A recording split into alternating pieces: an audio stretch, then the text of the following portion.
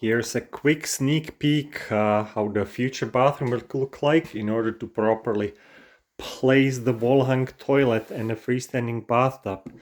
We made a little mock-up, used the box of the wall-hung vanity cabinet just to understand the flow and spacing on the bathroom, and use the plastic zipple system as a shower enclosure, so we can actually see how far things will go and where this would be.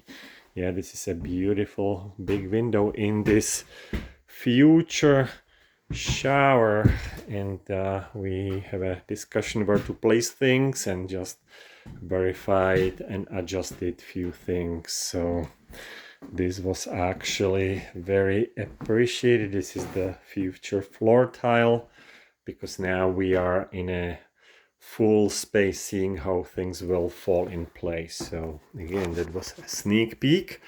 And if you want to see how the real thing would look, stay tuned and we'll see you on the next one following this baby bathroom project. Thank you for watching.